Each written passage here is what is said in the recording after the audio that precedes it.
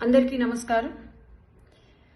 మొన్న జరిగిన బస్సు ప్రమాదంలో 19 మంది ప్రాణాలు కోల్పోవడం, ఆ ప్రమాదం జరిగిన తర్వాత ఇంకా ఆ సంఘటన కూడా మర్చిపోలేని పరిస్థితి.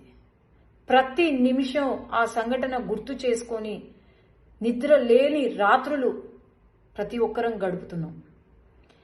ప్రపంచం మొత్తము, దేశం మొత్తం కూడా ఇంకా బాధలో ఉంటే అప్పుడే ఎప్పుడులానే మరి సాక్షి న్యూస్ పేపర్, సాక్షి న్యూస్ వాళ్ళు శవ రాజకీయాలు, రాబందుల మాదిరే వాలి శవ రాజకీయాలు చేయడము మొదలుపెట్టారు.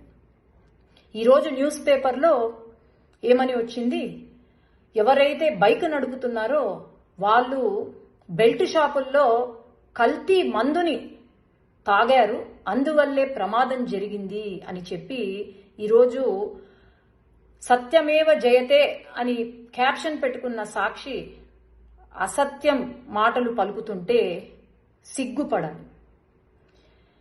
ఏమన్నారండి, బెల్ట్ షాపులో పర్చేస్ చేశారు, అది మిడ్ నైట్ అంటే 12 దాటిన తర్వాత 2:30-3 గంటలకు మద్యము, కల్తీ మద్యాన్ని కొన్నారు, అందుకే ఈ యాక్సిడెంట్ జరిగింది అని చెప్పి నిజ నిజాలు తెలుసుకొని ఒక సాక్షి న్యూస్ పేపర్ కానీ న్యూస్ ఛానల్ని కానీ ఒక మహిళను అడుగుతుంది.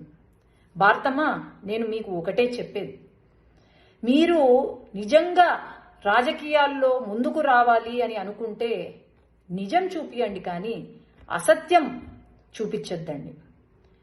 ఈ అసత్య ప్రచారాలు చూపించే మీకు 11 సీట్లు వచ్చాయి.